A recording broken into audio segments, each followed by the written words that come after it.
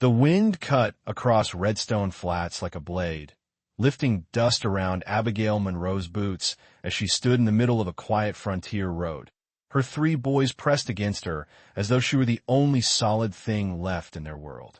Her breath shook, her legs trembled, and the cold truth settled like iron in her chest. They had nowhere to go. Not after her brother-in-law slammed a door in her face. Not after 2 days of walking with everything she owned stuffed into a single worn trunk. Not after hunger hollowed her son's eyes until they looked older than 8, 6, and 4. A wagon creaked somewhere behind her. Someone was watching. Her heart pounded. Was help finally coming, or was this the danger she'd feared all along? The bench outside McAllister's general store had seen better days. Its paint had peeled off in uneven strips. Carved initials filled every sliver of its splintered wood, brands of cowboys long gone and forgotten. That afternoon, it gained another mark, though not from a knife. From the weight of Abigail Monroe's defeat. She lowered herself onto the bench as if her bones were made of sand. Her boys crowded close, instinctively seeking warmth and safety in the cold shadow of her grief. Henry, the oldest at 8, held her hand so tight her knuckles blanched. Caleb, 6, buried his face in her skirt, shoulders trembling as he tried to hide his tears. And little Eli, only 4, whispered the same question over and over in a voice soft with hunger.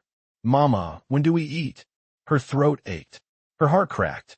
"Soon, baby," she whispered, but the word felt empty, thin as paper. 32 cents. That's all she had left.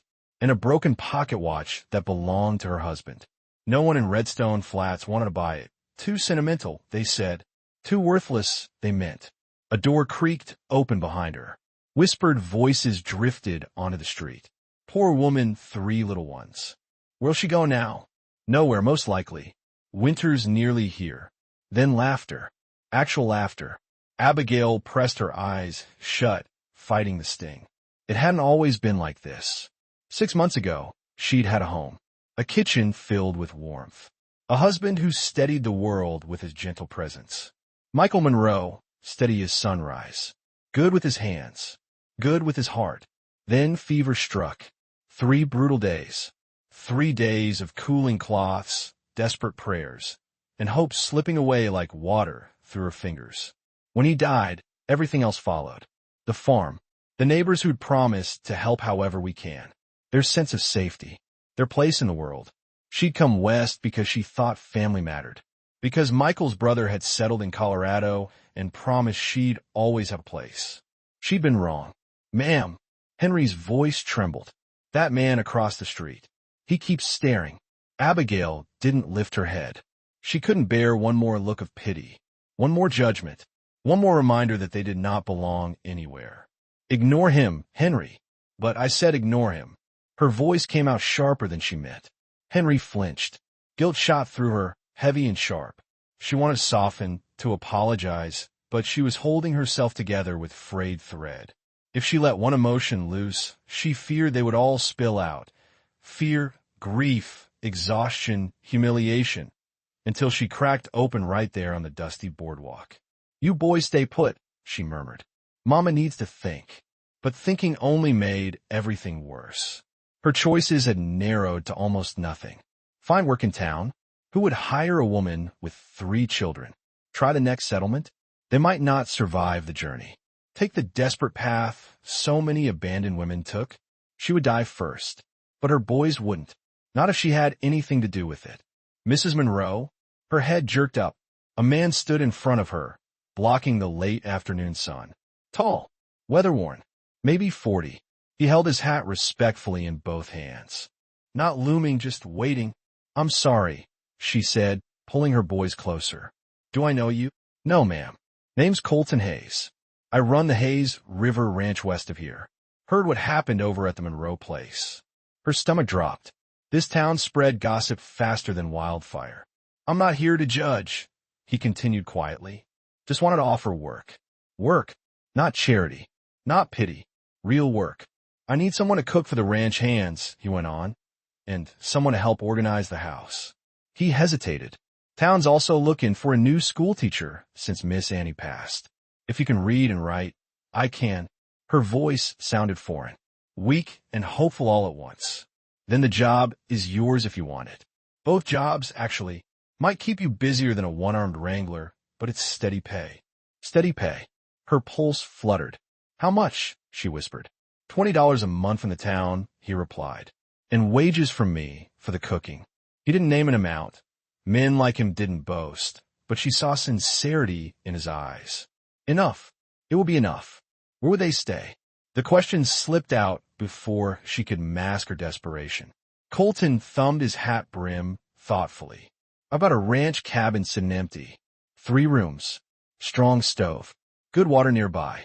No rent while you're working. It was too easy. Too perfect. There had to be a catch. What do you want? She asked, voice sharp with survival instinct. Truly, his expression didn't change. Not a flicker. Someone who shows up on time. He said simply, someone who works hard. Someone who teaches them kids in town right. He held her gaze. That's all. All. All. Men never meant all. Men always wanted something. You expect me to believe some stranger offers room, board, and wages out of the goodness of his heart? Something flickered across his face. Old grief, maybe. The kind carved deep and healed poorly. No, ma'am, he said softly. I expect you to make your own judgment. But I'll tell you plain, someone once helped me when I had nothing left. Figured one day I'd return the favor. Silence settled thick between them. Henry looked up at her, eyes wide and tired. Caleb sniffed, wiping his nose on her skirt. Eli leaned against her leg, whispering, Mama, hungry. She had no choice. Or maybe, for the first time in months, she actually did. A trial, she said carefully. 1 week. If it's not what you claim, we leave. No hard feelings. Fair enough. Colton nodded toward a wagon parked near the mercantile. I'll load supplies. Takes about 20 minutes. You can meet me there whenever you're ready. He walked away, didn't push, didn't linger, didn't try to sway her. Just gave her space. Mama, Henry whispered. Are we really going with him? I think so. What if he's lying? She cupped his cheek. Then we leave. But baby, we don't have many options left. Henry swallowed hard. Uncle Raymond was supposed to help us. He didn't, she said, heat rising in her voice. And that is his shame, not ours. She stood, dusted her skirt, lifted her single carpet bag, the sum of their life now, and straightened her spine. Come on, boys. We're going to work for our future. Starting today. They crossed the street as people watched from doorways and windows. Abigail felt their whispers scrape across her back like thorns, but she didn't bend this time. She was done bending. Colton was loading flour when they approached. He looked up, and something like approval flickered in his eyes. Decided to take a chance, huh? A calculated risk, she corrected. He almost smiled. Fair point. He lifted Eli into the wagon and helped her onto the seat with a gentleness that startled her. Henry and Caleb climbed into the back, sitting straighter than she'd seen them in days. As the wagon rolled out of Redstone Flats and the first drops of rain began to fall, Abigail didn't look back. There was nothing behind her worth remembering. Colton cleared his throat after a while. Storm's coming. Should reach the ranch before it hits. She nodded, clutching Eli as thunder rolled in the distance. Mr. Hayes, she said quietly, why did you stop for us? Truly, he kept his eyes on the road, reins steady in his hands. 12 years ago, he said, voice low, I was in a bad place. Lost everything. Someone helped me when I didn't deserve it. Promised myself that if I ever came across someone sitting in the dirt the way I once did, I'd help him up. The rain thickened. The wind rose. Her breath trembled. Thank you, she whispered. Save it, he said softly. Let's get you settled first. The Hayes River Ranch appeared over the next ridge. Warm lanterns glowing, smoke curling from cabins, horses shifting restlessly in their stalls as rain darkened the earth. Home, or something dangerously close to it. The cabin he brought her to was small, but strong, dry, warm, real. Her boys ran inside with awe in their eyes. And for the first time in months, Abigail Monroe felt her soul loosen its grip on despair. Just a little. Just enough to breathe. Just enough to hope. The rain beat harder as dusk settled over Hayes River Ranch, turning the dirt yard into dark, glistening mud. Abigail stood under the porch roof, clutching Eli while Henry and Caleb pressed close to her sides. The sound of hooves, thunder, and wind blended until she could no longer tell which was which. Colton jumped from the wagon bed, boots sinking deep into mud. "Let's get you all inside." He pushed open the cabin door. Warmth rushed out. Lamplight, firelight, the smell of seasoned pine, and the faint sweetness of biscuits someone must have baked earlier that day. Abigail's knees nearly buckled. She'd almost forgotten what warmth felt like. The boys rushed forward, pulled by the promise of a place that wasn't cold or cruel or temporary. Colton lowered his voice. "You go on in with him." Abigail lingered at the doorway, unsure if she belonged inside something so clean, so steady, so prepared. "This cabin, are you sure? It's yours," Colton said simply. "As long as you're working." And even then, he paused, rain sliding off his hat brim. "You'll never be thrown out in the rain. Not here." That hit her deeper than anything he'd said all day. Abigail stepped inside. The cabin wasn't large, but it was more than she'd hoped for. A main room with a sturdy stove and a small table. 2 narrow beds against the wall. A little loft above, tight but enough for the boys. Handmade quilts folded neatly. Clean floorboards swept smooth. She touched the edge of the table, half afraid it might vanish under her fingers like a dream. Colton set her trunk inside the door. "The roof's tight. The stove draws good. Wood piles behind the cabin covered." He nodded toward a shelf. "Coffee's there. Biscuits. Dried ham. Wasn't sure if you'd take the offer today, but I figured, maybe." Her throat tightened. "Thank you," she whispered. "You look like you could use something warm," Colton said. "I'll go fetch more firewood." "Wait," she said quickly. "You've already done so much." He stopped in the doorway, rain framing him like a shadow on firelight. "Mrs. Monroe," he said gently, "you and your boys are safe tonight. That's all that matters." He stepped back into the storm. The door shut behind him, and Abigail pressed a hand to her chest, fighting the urge to sob into the quiet room. Safe. For the first time in months, they were safe. The boys explored the cabin with wide-eyed wonder. Henry inspected the loft ladder like a seasoned explorer. Caleb tested the springiness of the quilts. Eli curled up by the stove, warm for the first time since leaving Missouri. Abigail unpacked what little they had.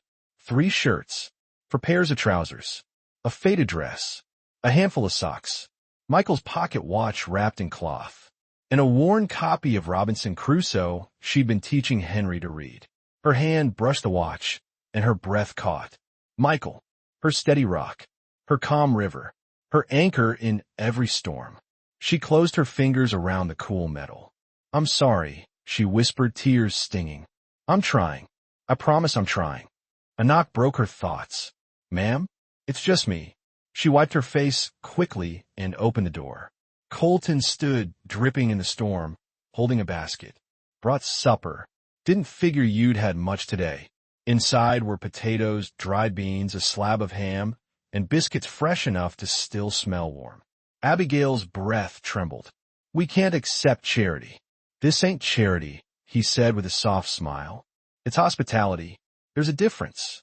She swallowed hard. "Thank you," she said again, voice small. He nodded once. "I'll leave you to rest."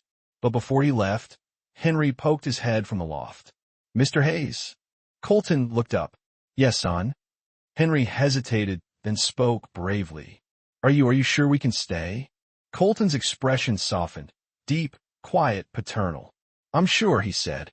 Henry's shoulders dropped with relief.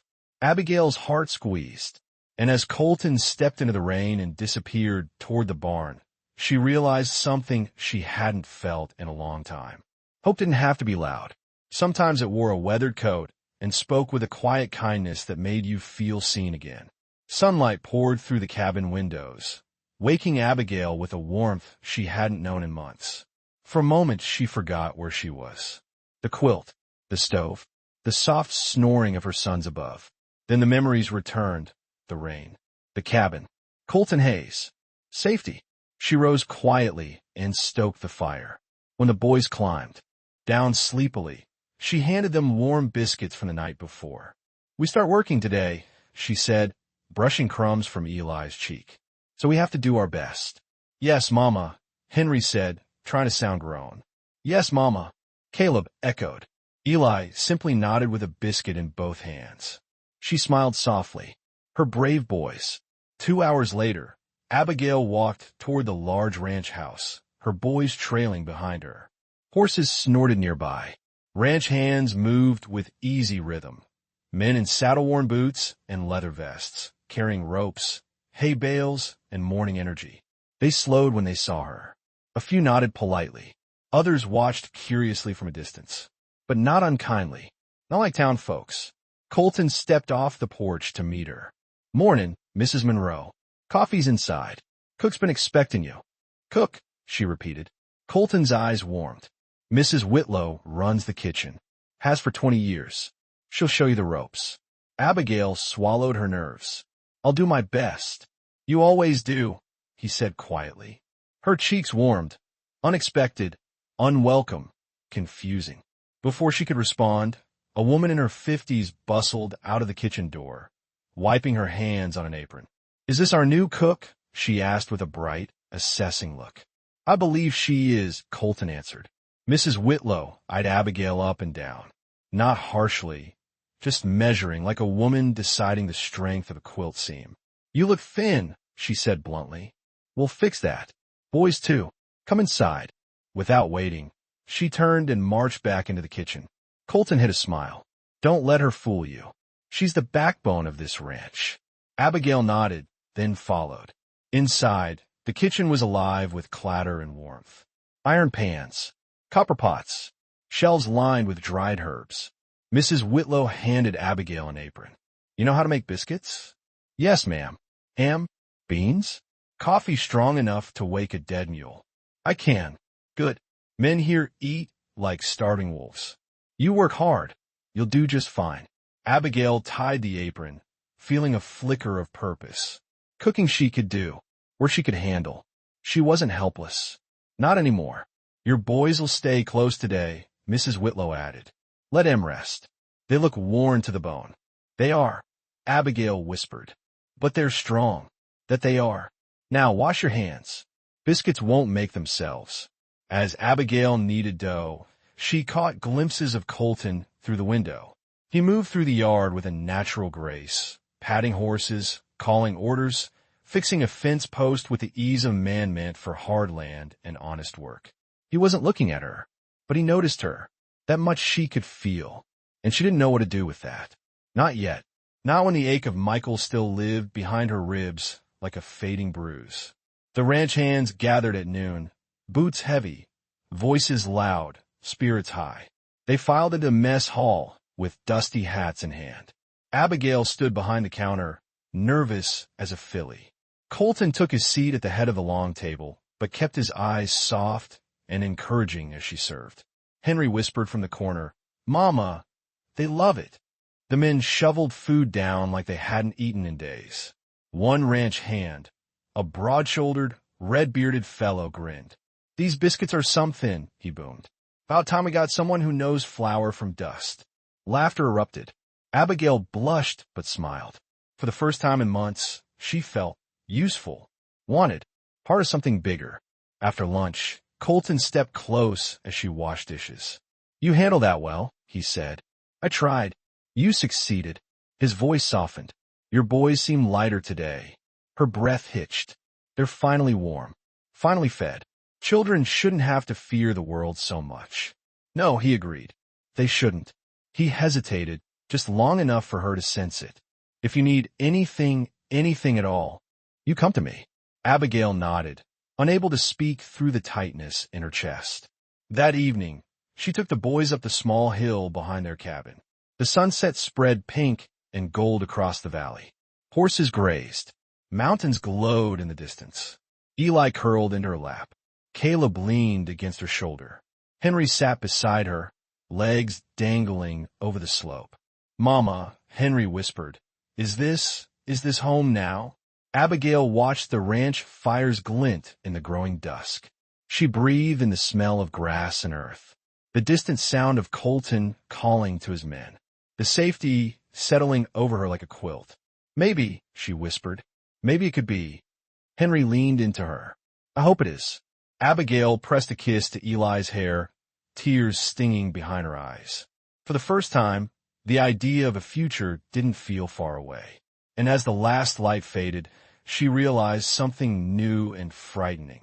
She was beginning to trust Colton Hayes. She was beginning to trust the West. She was beginning to trust herself again. The first real cold swept across Hayes River Ranch 2 weeks after Abigail arrived. The kind of cold that crawled under doors and crept into bones. She woke to frost feathering the windows and ice crusting the water bucket. The stove burned low. The boys shivered in their sleep. She wrapped them in blankets, lit the stove again, and whispered, "It's all right, babies. Mama's here." But even as she tried to warm them, worry tugged at her. Winter would only get worse. And though her work at the ranch house kept food in their bellies, the storm season would be long and punishing. Snowstorms here didn't play fair. She put on her boots and stepped outside. The world glimmered silver. Quiet. Still. Breath rising in small white clouds.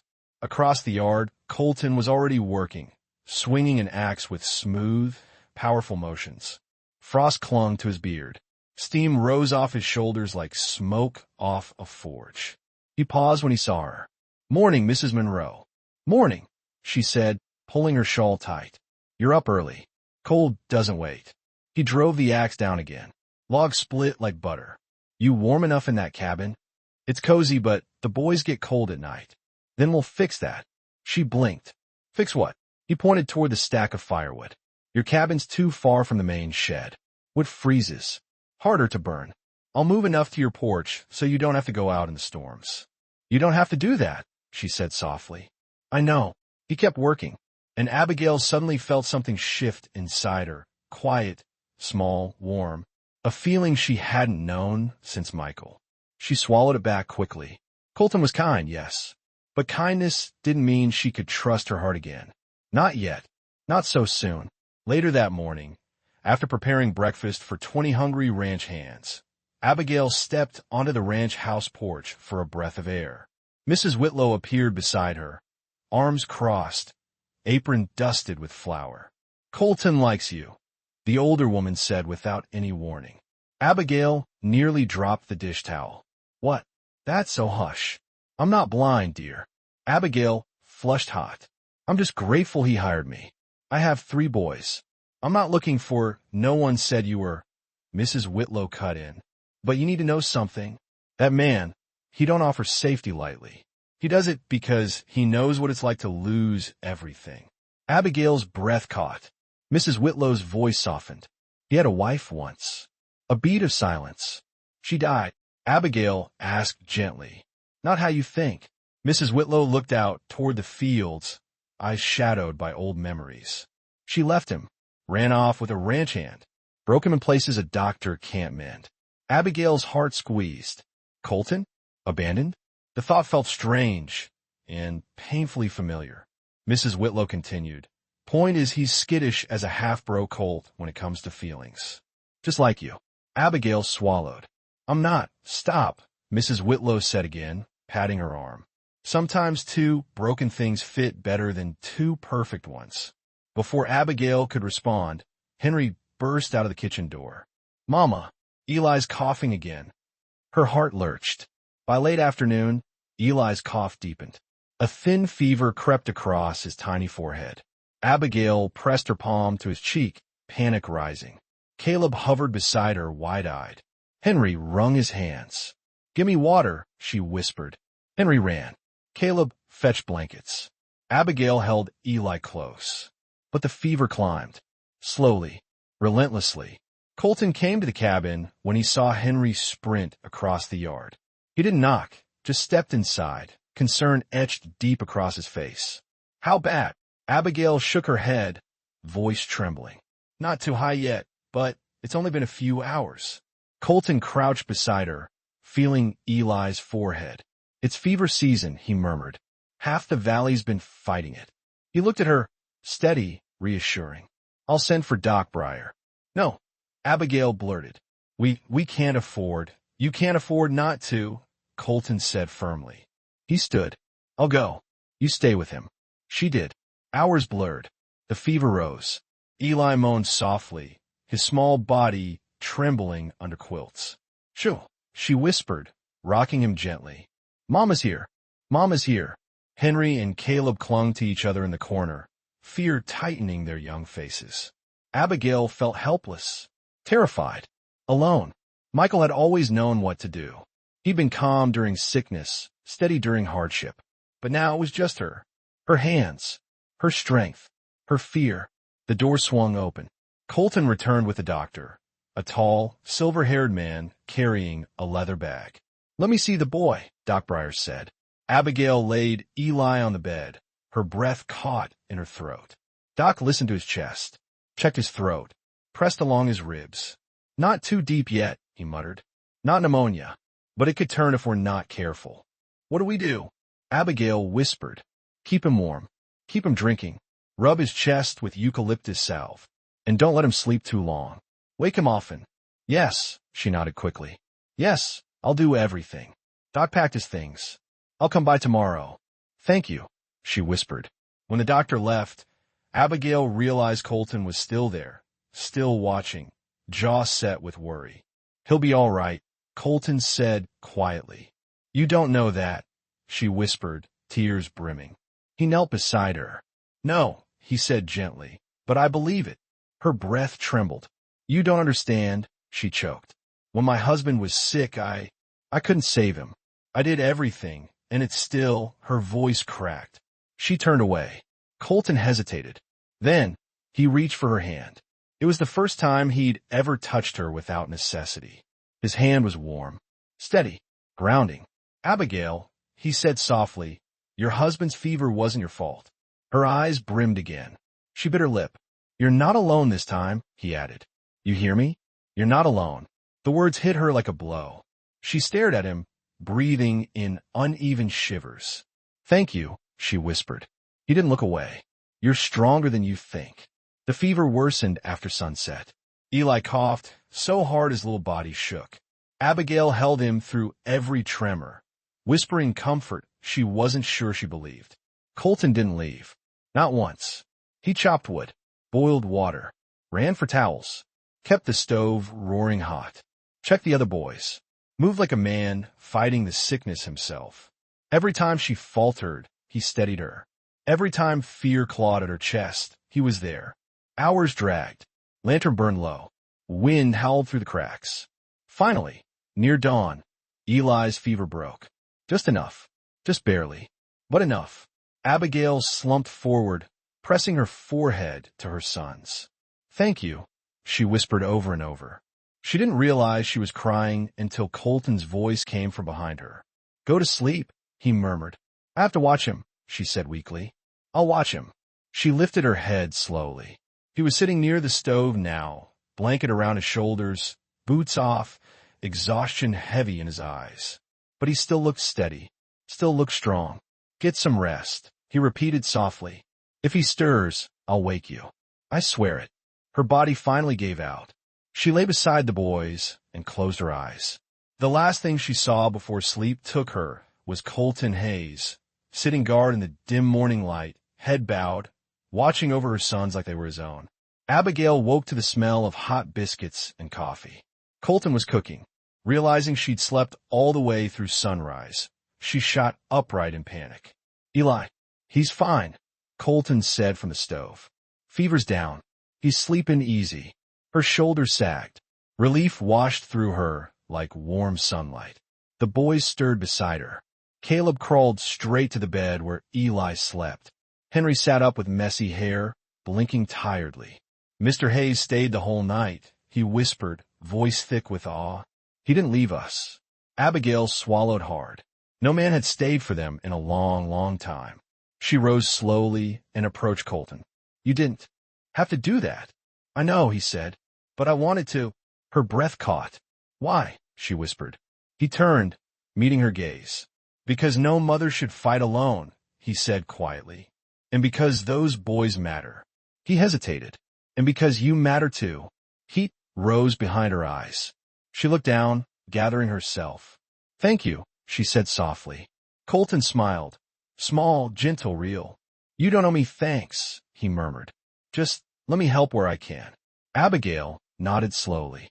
And for the first time since Michael died, she let someone else carry a piece of her burden. Morning settled quiet and pale across Hayes River Ranch, the sky washed in soft gold. Abigail stood outside her cabin with her shawl wrapped tight, the cold still biting even though the sun had shown its face. Eli slept peacefully for the first time in days, cheeks pink again instead of ghost white. She breathed in slow. Relief tasted like warm bread after hunger, like a fire you thought had gone out suddenly springing back to life. Colton approached from a barn, his boots crunching in the frost. He carried a bucket of fresh water in one hand, steam rising from the warmth inside. His coat was open at the collar, and the morning light caught in his hair. "You look better rested," he said. "I slept more than I meant to." "You earned it." Abigail looked away, embarrassed at how vulnerable the night had made her. "I should have stayed awake." "You stayed awake for nearly 2 days. No one can blame you for closing your eyes." He paused. "And you trusted me enough to watch your boy." She swallowed. Trust was a strange word, sharp and soft at the same time. "I didn't have much choice," she murmured. "That's not true," he said gently. "You had a choice, and you chose me." She met his eyes, steady, warm, honest, and her heart made a small, unsteady movement inside her chest. "Let me check on Eli," she whispered. They stepped inside the cabin. Eli lay curled beneath quilts, breathing slow and even. Henry and Caleb hovered close, protective as 2 little hawks. "His fever's gone," Abigail said, brushing Eli's hair from his eyes. "Thank God." Colton nodded and bent to feel the boy's forehead. "Still warm, but that's normal. He'll heal." Abigail watched his hands, gentle, calloused, steady. The hands of a man who carried burdens without complaint. "Thank you," she whispered again. He straightened. "I know you don't think you deserved help." "That's not it," she said quietly. "I just haven't had anyone to lean on in a long time." He held her gaze. "You do now." Her breath caught. She had to look away. By mid-morning, Abigail felt restless. Staying inside made her thoughts too loud, her grief too sharp, her gratitude too vulnerable. She kissed each of her boys and headed toward the ranch house. Mrs. Whitlow greeted her with flour on her elbows and impatience in her eyes. "You're late," the older woman snapped, then softened. "But I suppose you have a decent excuse. How's the little one?" "Better," Abigail said. "Still weak." "Good. Now grab that apron. Men'll be clamoring for food soon." Abigail tied the apron, grateful for the distraction. Work made her feel whole, made her feel herself. Kneading dough, grinding coffee, chopping potatoes, it was something she could control. Outside the kitchen window, she could see Colton working with 2 ranch hands near the corral. He moved differently today, slower, as if exhaustion still clung to him from the long night. But he didn't complain, didn't pause. Just worked, just served. Mrs. Whitlow followed Abigail's gaze and snorted. "He's a good man," she said. "Too good for his own sake sometimes." Abigail blinked. "I wasn't looking." Abigail flushed. She wasn't ready for anyone to see what she hadn't even admitted to herself. After lunch, Abigail walked back to her cabin to check on Eli. The air was crisp, the sky bright, the ranch alive with hammering, horses, voices. But the moment she opened her cabin door, silence. Too much silence. "Eli," she called. No answer. Her heart slammed against her ribs. She rushed inside. Eli was sitting on the floor, pale again, clutching his stomach. "Oh, sweetheart," he whimpered and leaned into her. The fever hadn't returned, but something wasn't right. She scooped him up, panic rising again. Outside, she saw Colton near the fence. She ran toward him, Eli trembling in her arms. "Colton," she cried. He spun immediately. "What's wrong?" "His stomach, it hurts. He says it feels tight. I don't know what to do." Colton stepped close, hand on Eli's back. "Show me, buddy. Where's it hurt?" Eli pointed weakly to his lower side. Colton's jaw tightened. "That could be nothing. he said gently. Or there could be something we don't want to wait on. Abigail's breath stilled. You think it's serious? Maybe. Let's not guess. He turned to a ranch hand. Saddle my horse. Now. Then he looked at Abigail, direct, steady, reassuring. We're taking him to Doc Briar. But no arguments, he said quietly. You're not losing another person you love. Not if I can help it. Her throat tightened so hard it hurt. Colton lifted Abigail onto the horse first, settling her behind the saddle horn. Then he placed Eli carefully in her arms. Abigail held him close, heart hammering. Hold on tight, Colton murmured. He swung into the saddle behind her. The moment his warm arm wrapped around her waist to steady them both, heat shot through her in a way she wasn't prepared for. Ready, he asked. She nodded, breath shaking. He urged the horse forward, keeping one arm braced around her the entire ride. The wind whipped her hair, tugging at her shawl, but Colton's presence anchored her in place, sure, strong, steady.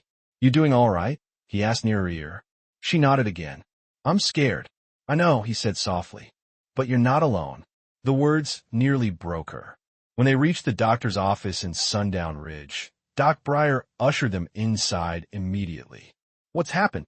His stomach, Abigail whispered, placing Eli on the cot. He said it hurts bad. Doc examined him carefully, pressing along his side. After a long, tense moment, he nodded. Good news. Not appendix. Not dangerous. Little fella's body is just fighting off what's left of the fever. Abigail nearly collapsed in relief. He'll need rest, Doc continued. Broth. Warm compress. And his mama close. I won't leave him, she whispered.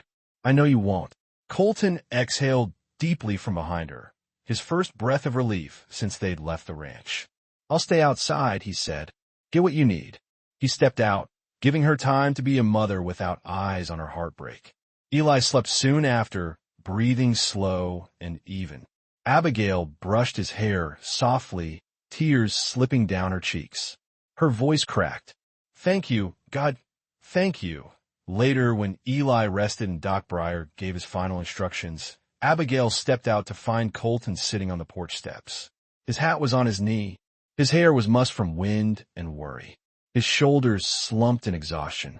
But when he saw her, he stood immediately. Well, he asked. He's going to be all right, she whispered. A slow, quiet relief spread across his face. That's good, he said, voice low warm. She stepped closer. Too close. Close enough to feel the heat radiating off him in the cold afternoon air. I don't know how to thank you, she whispered. You don't have to. I want to. He swallowed, looking away for the first time. You already did. What do you mean? You trusted me, he murmured. You let me stay. Let me help. After everything you've been through, that means more than you know. Her breath trembled. Colton, she whispered, you've given us safety. Food. Work. A home. That's more than anyone has done since Michael died. He closed his eyes at her husband's name, but with respect, not jealousy. I'm not trying to replace him, Colton said quietly. I know, she whispered. Silence wrapped around them. Warm, gentle, dangerous. Then he stepped back, giving her room to breathe. Let's get you two home, he said softly. Your boys are waiting. The ride back to Hayes River Ranch was quieter, slower. Eli slept against her chest. The sun dipped low, turning the sky amber. Halfway home, Colton spoke, voice almost lost in the wind. When my wife left, he paused. I kept thinking it was my fault. Abigail turned slightly. He wasn't looking at her. But it wasn't, he continued. Sometimes people leave because they can't stay. And sometimes they stay because they can't leave. Pain don't always follow reason. Abigail's heart tightened. I'm sorry, she whispered. I'm not, he said quietly. Not anymore. He looked at her then. Really looked. Some things break, so better things can grow. Her breath trembled. His eyes softened. You remind me of that. Abigail didn't know what to say. Didn't know whether to cry or smile or look away. So she did none of those things. She simply held his gaze until the ranch appeared ahead of them, warm lights glowing in the gathering dusk. Home, or something like it. Evening settled slow and soft over Hayes River. Ranch, painting the world in warm gold. Abigail stepped off Colton's horse with Eli in her arms, relieved to see Caleb and Henry rushing across the yard, their faces bright with worry and hope. "Is he okay?" Henry asked, breathless. "He will be," Abigail whispered, kissing the tops of their heads. "He just needs rest." The boys relaxed, the fears slipping from their shoulders like coats that had grown too heavy. Colton dismounted behind her, landing with the quiet certainty of a man who'd carried others through storms before. He helped lower supplies from the saddle, blankets, broth, herbs the doctor recommended. "Thank you," Abigail murmured. He paused, holding the last bundle in his hands. "You don't have to thank me, Abigail. I meant what I said. I'm here when things get hard." Her heart fluttered painfully, too soft, too soon, but she couldn't deny how the words settled something inside her, something that had been restless for far too long. Back in the cabin, Abigail settled Eli into bed. The fever gone, his breath steady, his little hand curled weakly around hers. Henry and Caleb hovered close, whispering quiet prayers they'd learned from their father. Abigail kept her voice steady for them, strong, soothing, motherly. But when they were finally asleep, she stepped outside. She expected to find silence. Instead, she found Colton sitting on the cabin porch, elbows on his knees, head in his hands. Waiting. She blinked in surprise. "You're still here." He stood, brushing dust from his jeans. "Wanted to make sure you didn't need anything else." Her breath caught. No one had checked on her like that since Michael. Not neighbors. Not family. No one. She wrapped her shawl tighter. I'm all right." Colton studied her face like he could see the truth beneath the words. "You're tired," he said softly. She let out a shaky breath. "More than tired. You've been carrying everything alone for a long time." The truth of it cracked something in her chest. "Yes," she whispered. "I have." He stepped closer, slow, careful, as if approaching a frightened horse. "You don't have to, Abigail. Not here." Her heartbeat stumbled. "Colton," but he shook his head. "I'm not asking for anything. Not now. Not ever. Unless you want it. I just want you to know you're not alone anymore. You and those boys," his voice softened. "You're safe here. As long as you want to be." Her throat tightened too much to speak. All she could manage was a quiet, "Good night, Colton." He dipped his head. "Good night, Abigail." He walked away into the warm dusk, leaving her with a cabin full of sleeping children and a heart full of something she wasn't ready to name. The next few days passed gently. Eli grew stronger. The color returned to his cheeks. The other boys slept easier, and Abigail found herself breathing deeper for the first time in months. She cooked. She taught. She laughed at small things. She watched the world thaw around her. One morning, while laying out laundry by the line, she saw Colton in the field working with a colt, patient, steady, teaching the animal with the same gentleness he'd shown her boys. He didn't know she was watching, but she couldn't look away. Mrs. Whitlow sidled up beside her, arms crossed, eyebrow raised. "Careful," she murmured. "Feelings sneak up on you out here." Abigail dropped the shirt, scandalized. I'm not. I was just making sure he didn't get kicked." Abigail flushed so hot she thought she might burn the laundry right off the line. Mrs. Whitlow chuckled. "Relax, child. I'm old, not blind. Man looks at you like you hung the moon." Abigail's throat constricted. "No, he doesn't." But Mrs. Whitlow only smiled that knowing, grandmotherly smile. "You believe what you want. Just don't run from the good things God puts in your path." And with that, she waddled back to the kitchen, leaving Abigail staring at the shirts, flapping like secrets in the wind. A week later, the stagecoach rattled into Sundown Ridge, carrying more trouble than mail.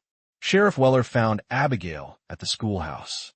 "Mrs. Harper, mind if we speak?" Abigail stiffened. "Is something wrong?"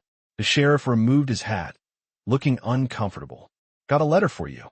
"A letter?" Her heart kicked hard. "From who?" "From your late husband's brother, Marcus Harper." Abigail's hands went cold. Marcus, the man who refused to take them in, who told her she was a burden, who said she was Michael's problem, not mine. She unfolded the letter with shaking fingers. He'd found out where she was. He wanted the boys back under proper male guidance. He intended to come collect them, to save them from ranch life and improper influence. Abigail felt sick. "He has no right," she whispered, voice trembling. "No," Sheriff Weller said. "He doesn't. The boys are yours. Full stop. But he's coming." "Yes, ma'am." That's the trouble. Fear crept cold and heavy up her spine. "When?" she asked. "Tomorrow, most likely." That evening, Abigail found Colton in the barn, brushing down his horse. He looked up the moment she entered. "Something's wrong." She nodded, knees weak. "I got a letter today." She handed it to him. He read it once, slow, jaw tightening. Then again, faster, angrier. "He thinks he can just walk in and take your boys?" "Yes." "No," Colton growled. "Not happening." His voice was low, steady, dangerous. Abigail swallowed. "I'm scared." He stepped toward her, stopping just close enough that the air changed between them. "You don't need to be." Her breath shook. "Colton, I'm right here," he said. "And as long as you're under my roof, no one is taking your children." Her eyes filled with tears. She couldn't stop. He lifted a hand, hesitated, then brushed his thumb gently across her cheek. Her breath caught. "You listen to me," he said softly. "That man lost every right the moment he turned you away. He's not family. Not to you. Not to your boys." Abigail pressed a trembling hand to her mouth. "Thank you," she whispered. He shook his head. "You don't thank a man for protecting what he cares about." Her heart stopped. What do you mean?" He stepped back just enough to breathe, but not enough to undo the moment. "I mean you matter to me," he said quietly. "More than I meant for you to." Her heartbeat thundered. More than he meant for her to. She had no answer, only a whirlwind of emotion too tangled to name. Before she could speak, he cleared his throat, voice steady again. "I'll be at the cabin at sunrise," he said. "When your brother-in-law arrives, I'll be standing beside you. You won't face him alone." Abigail nodded, wiping her eyes. "Okay, get some rest," he whispered. "Tomorrow, we stand our ground." She turned to leave, but paused at the door. "Colton." "Yes." "If you hadn't found us in Willow Bend," her voice trembled, "I don't know what would have become of us." He gave her a soft, sad smile. "Then I guess it's a good thing I was right where I needed to be." She stepped out into the cool night air, heart pounding, mind racing. Tomorrow, she would face the past. But tonight she let herself hope, just a little. Spring settled over Hayes River Ranch like a warm blanket, rolling down from the mountains and carrying the scent of new grass and thawed earth. Snow melted into clear streams. Horses shook winter from their manes. Children laughed again in the schoolyard. Life was breathing. Life was returning. And Abigail Monroe felt herself returning with it.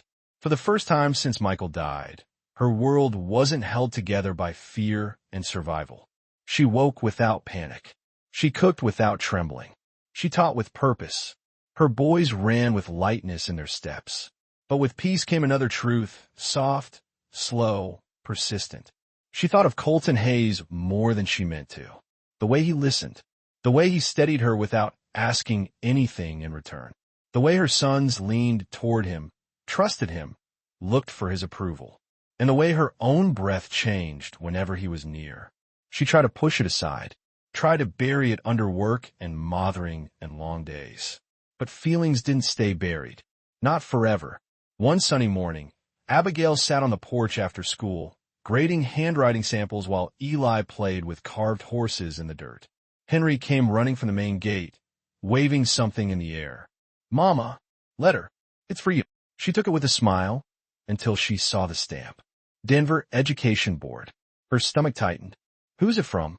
Henry asked. She hesitated. The name printed on the envelope answered everything. "The superintendent of schools," she murmured. Henry blinked. "Is that good?" She didn't answer. Not yet. Inside, the letter spelled out a future she never imagined. A full-time teaching position in Denver. Furnished housing. Higher wages than she could ever earn in Sundown Ridge. Stability. Prestige. A new life. A life she'd once dreamed of. A life Michael had wanted for her. A life she could give her boys. Her hands trembled. Her breath caught painfully. "Are we moving?" Henry whispered. I don't know," she admitted. But the truth lodged itself deep inside her heart, sharp and heavy. Moving meant leaving the ranch, leaving the cabin, leaving the community that had saved them, leaving Colton, and she wasn't ready, not even close. That evening, Abigail walked toward the barn, letter tucked in her apron pocket. Colton was brushing down his gelding, sleeves rolled up, warm lamplight catching his hair. He turned at the sound of her footsteps, face brightening the way it always did now. "School go all right today?" "Yes," she said softly. "The children are doing well. And your boys? They are happy." She paused. "Colton, can we talk?" He set down the brush immediately. "Of course." Her throat tightened. She handed him the letter. He read it slowly, jaw flexing slightly as he absorbed every word. When he finished, he folded it carefully and handed it back. "You deserve this," he said quietly. His voice was steady, too steady, like a man holding back something breaking inside him. "It's a big opportunity," she whispered. "It is. Denver is far. It is." Silence swelled between them, thick, heavy, painful. "Colton," she breathed. "I don't want to hurt you." He looked away, staring into the dim barnyard.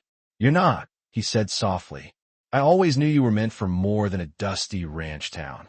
"Don't say that," she pleaded. "This place saved me, and you saved it right back." She blinked fast as her vision blurred. He took a step closer. "If you want to go," he murmured, voice cracking at the edges, "I'll help you. I'll get you to Denver myself." Her heart twisted painfully. "I haven't decided yet," she whispered. But she knew. Deep down, she knew. Her future was no longer tied to a faraway city. Her dreams had changed shape. Her heart had changed shape.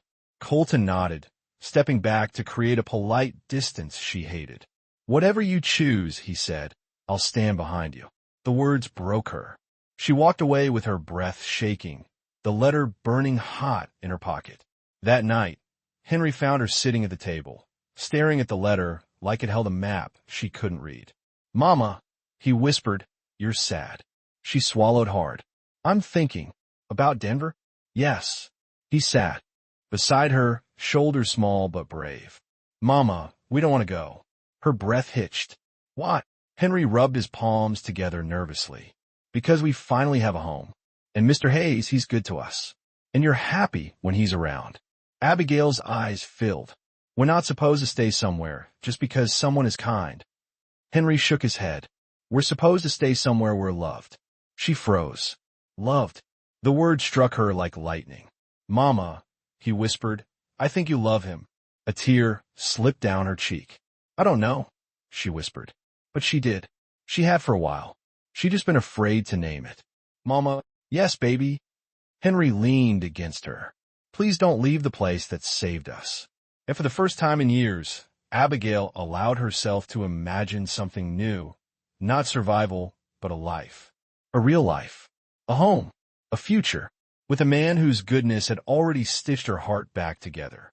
The next morning, sunlight spilled across the yard, warm as butter. Abigail walked toward the fence where Colton was checking a rope line. He didn't look up right away. When he did, something in his eyes braced for goodbye. Her heart broke at the sight. "I made my decision," she said. He nodded quickly, hiding the hurt. "All right.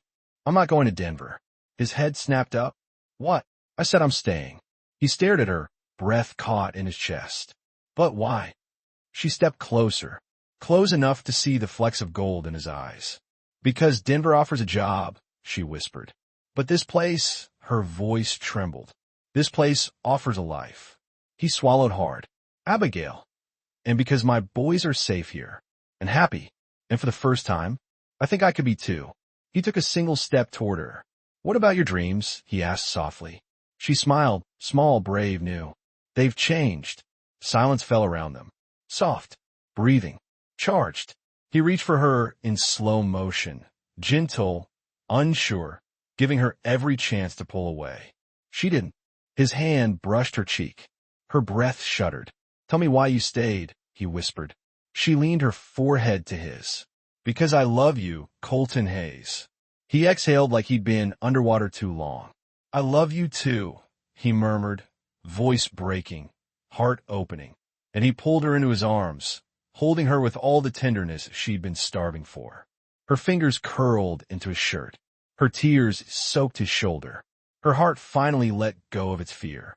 For the first time since Michael's death, she felt the future meet her halfway.